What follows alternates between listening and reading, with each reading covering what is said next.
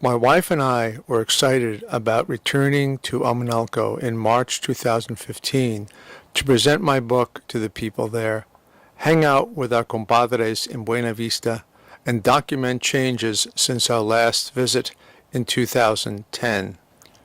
This video narrates a visit to the community. We eagerly anticipated meeting both Miguel Osario, director of the new Miyot Cultural Center, and Sergio Mendez, the young artist whose mural at the center graces the book's cover. These two young men were also instrumental in developing a new museum in Amanalco's main public building and had organized presentations about my book in both their community and the city of Texcoco. Driving a rental car from the airport to Amanalco, much of the landscape seemed unchanged, but a few things stood out. First was the new entrance art welcoming travelers into the community. As we passed into the heart of town, I began to notice stores highlighting an increased emphasis on the internet, and flyers for my upcoming talk displayed on the fronts of buildings. I was amazed to see an increased public use of Amanalco's indigenous language printed on some stores, such as this enterprise advertising seeds in both Spanish as semillas and in Nahuatl as xinachtli. Another dramatic change was the greater daily use by children of Amanalco Central Plaza, updated in 2012. Here, children pouring out of the adjacent public school lingered to use the new playground equipment and consume sugary sweets. We turn once again to our home in Amanalco, greeted by two of the residential grandchildren of our compadres. At Buena Vista, the newer building on the left was now complete for the brother of our compadre Juan Velasquez, housing his small family and their aging mother Concha. In the original house, a second story was being added for Juan and his wife, along with their 21-year-old unmarried daughter. The lower level housed their son Gordo, his wife, and their two young children. That night, most of the lineage linked to Buena Vista assembled for a festive meal, and afterwards I passed around a copy of my book and we looked at some parts of its website containing various videos about their family and the region. Before the night was over, we had a visit from Miguel Osario, and we discussed the presentation of my book to the community, taking place the next day. Despite the threat of rain, the activity of school letting out, and a Taekwondo class of the Miyot Cultural Center going on, about 100 people from the community sat patiently as a local instructor of their indigenous language introduced the event in both Nahuatl and Spanish. A panel of people, including community officials, politicians from Texcoco, Mexican anthropologists Tomas Martinez and Manuel Moreno, spoke briefly, introducing my work and its relevance to the region. In presenting the scope of the book, I talked about how, in 1972, I came to live in Amanalco and the many changes I observed over the past 4 decades. I then read from a Spanish translation of Chapter 4, dealing with some comical aspects of my first day in Amanalco, trying to explain to community leaders why, as an anthropology graduate student, I wanted to live in their village. 2 days after this presentation, a similar one was carried out in the Central Library of Texcoco. This time, the young artist Sergio Mendez was there, back from his university in another state. While this event was similar to the one in Amanalco, I made sure there was an emphasis on the discussion of the new museum in the community and the mural at its entrance. Earlier that day, the young artist explained to me the various meanings of his artwork called Rayos de Luz, or Rays of Light, symbolizing in his words the construction of a world based on the roots of the community. Here is a woman holding a basket representing the earth giving us its fruits, if we know how to work and respect the land.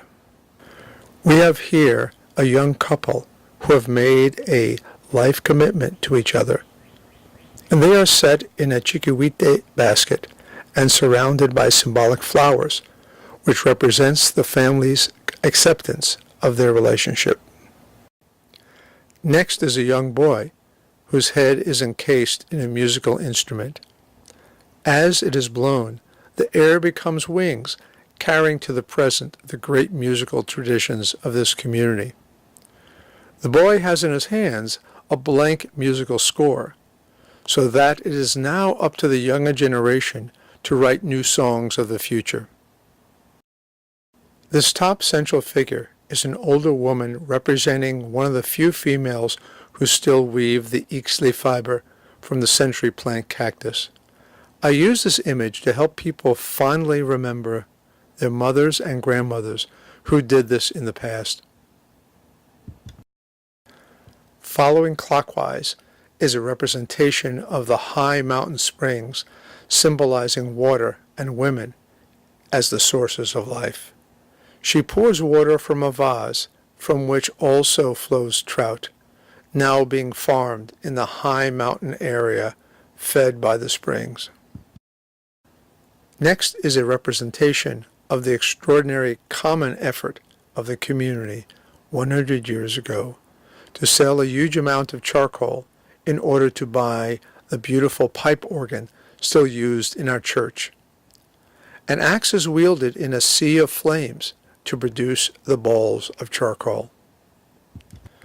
Below that, a woman gives a blessing to her pregnant daughter, as this also travels to the child in her daughter's womb.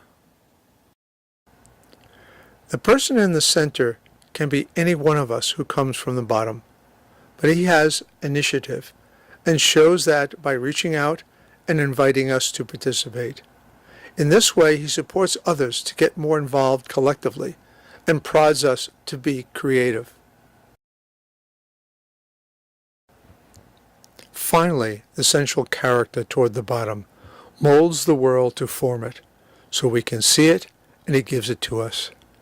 There are many hexagon shapes supporting this part, and I relate this with the structure of a beehive, where this collective must work together for the hive to survive. This beautiful mural links the panels created in a collaboration with young children in the community and stretches along walls depicting scenes of the plaza, children doing art and at school, a magical tree producing music, a local band, waterways, high mountains, and the traditional work of campesino grandparents. The art leads to the entrance of a new space called Museum of Nahuatl Men, Women, and Children of San Jeronimo Amanalco. At its entrance, my compadre Juan Velasquez checks out a panel of my photos from the early 1970s when I first lived in his parents' house. The other walls are covered with images depicting both traditional material culture, such as the red clay corn granary, called in Nahuatl a quechcom, the enchanting high mountain waterways, practices of agricultural work, and weaving of cloths from ixtli fiber. A centerpiece of the museum is a glass case filled with archaeological items people have found in the fields and given to the museum.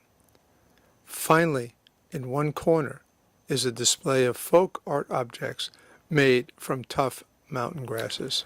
I quickly came to realize that what I was observing in 2015 was part of a plan emerging in the community to get Amanalco designated in a federal tourist program as a Pueblo Mágico, or magical community. One aspect of this plan was improving town infrastructure, and there was now even a nicely paved road linking the town center to the higher mountain protected ecological zone. This is a potential ecotourism area. Here are found scenic mountain vistas, rivers, and springs, and a new trout farm development with a weekend fish restaurant. There was also an almost completed set of bathing pools near a river where last year hundreds of outsiders flocked during Easter's Semana Santa to ritually cleanse themselves. Standing by the trout farm, Miguel Osario related his dreams for the future. We have everything here for tourism. While we have lost some of our Nahuatl language, we still have many important traditions, our many myths, legends, artisans. Now the new museum and your book, our community is moving forward.